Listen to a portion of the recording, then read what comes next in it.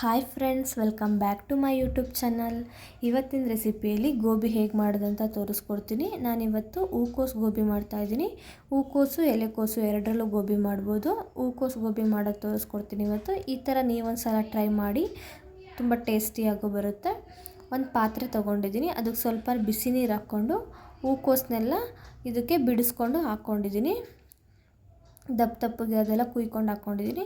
ಇದಕ್ಕೆ ಇವಾಗ 1 ಸ್ಪೂನಷ್ಟು ಸಾಲ್ಟು ಮತ್ತು 1 ಸ್ಪೂನಷ್ಟು ಟರ್ಮರಿಕ್ ಹಾಕ್ಕೊಂಡು ಒಂದು 5 ನಿಮಿಷ ಇದನ್ನು ನೆನೆಯೋಕೆ ಇಡ್ತೀನಿ. ಈ ಥರ ಮಾಡೋದ್ರಿಂದ ಹುಳ ಏನಾದರೂ ಚಿಕ್ಕದಿದ್ದರೆ ಆಚೆ ಬರುತ್ತೆ ಅಂತೇಳಿ ಈ ಥರ ಮಾಡೋದು. ಮತ್ತು ಇನ್ನೊಂದು ಬೌಲ್ ತೊಗೊಂಡು ಒಂದು 3 ಸ್ಪೂನಷ್ಟು ಕಾರ್ನ್ಫ್ಲೋರು, ಒಂದು 3 ಸ್ಪೂನಷ್ಟು ಮೈದಾ ಹಾಕ್ಕೋತಾ ಇದ್ದೀನಿ. ಮೈದಾ ಸ್ವಲ್ಪ ಕಮ್ಮಿನೇ ಹಾಕ್ಕೋತಾ ಇದ್ದೀನಿ, ಜಾಸ್ತಿ ಹಾಕಿದ್ರೆ ಕ್ರಿಸ್ಪಿಯಾಗಿ ಬರಲ್ಲ, ಮೆತ್ತಗಾಗುತ್ತೆ ಅಂತೇಳಿ.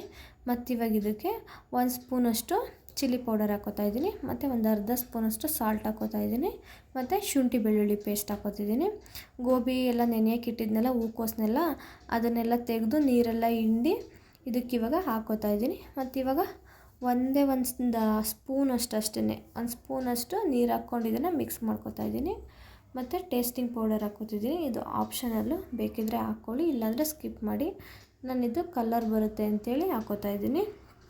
ಇದನ್ನೆಲ್ಲ ಇವಾಗ ನೀರು ಹಾಕ್ಕೊಂಡಂಗೆ ಒಂದು ಸ್ವಲ್ಪ ನೀರು ಹಾಕ್ಕೊಂಡು ಮಿಕ್ಸ್ ಮಾಡ್ಕೋತಾ ಇದ್ದೀನಿ. ಯಾಕೆಂದರೆ ಗೋಬಿಗೆ ನಾನು ನೆನೆಯೋಕೆ ಇಟ್ಟಿದ್ದೆನಲ್ಲ ಹೂಕೋಸು, ಅದರಲ್ಲೂ ಸ್ವಲ್ಪ ನೀರಿನಂಶ ಇರೋದ್ರಿಂದ ನೀರು ಸ್ವಲ್ಪ ಒಂದೇ ಒಂದು ಸ್ಪೂನ್ ಹಾಕ್ಕೊಂಡಿದ್ದೆ ಅಷ್ಟೇ.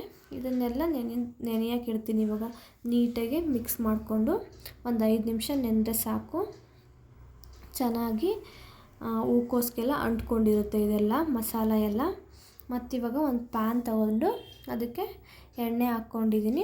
ಎಣ್ಣೆ ಎಲ್ಲ ಕಾದಾದಮೇಲೆ ಏನು ಗೋಬಿ ಹೂಕೋಸಿಂದು ಎಲ್ಲ ಮ್ಯಾರಿನೇಟ್ ಮಾಡ್ಕೊಂಡು ಇಟ್ಕೊಂಡಿದ್ದೆ ಅದನ್ನೆಲ್ಲ ಹಾಕ್ಕೋತಾ ಇದ್ದೀನಿ. ಇದನ್ನು ಹಾಕ್ಕೊಂಡು ಇದನ್ನು ಕರೆದು ಎತ್ತಿಟ್ಕೊಳ್ತೀನಿ.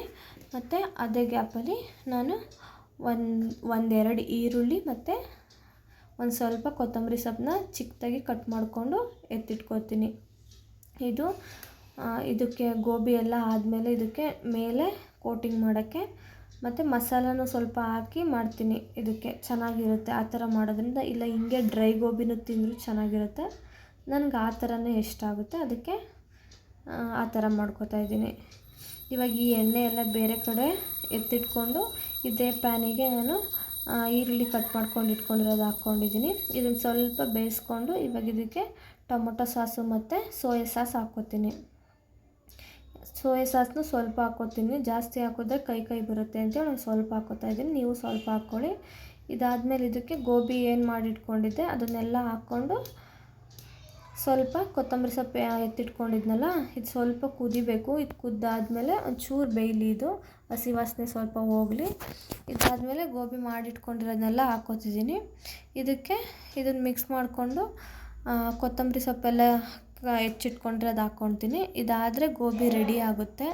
ಚೆನ್ನಾಗಿರುತ್ತೆ ಟೇಸ್ಟು, ತುಂಬ ಟೇಸ್ಟಿಯಾಗೂ ಬರುತ್ತೆ. ಚೆನ್ನಾಗಿದೆ ಕಲರ್ಫುಲ್ಲಾಗಿ ನೋಡೋಕ್ಕೆ. ನೀವೊಂದು ಸಲ ಮನೇಲಿ ಟ್ರೈ ಮಾಡಿ ನೋಡಿ, ಚೆನ್ನಾಗಿ ಬರುತ್ತೆ. Thank you for watching. Subscribe ಮಾಡಿ, ಸಪೋರ್ಟ್ ಮಾಡಿ, ಶೇರ್ ಮಾಡಿ.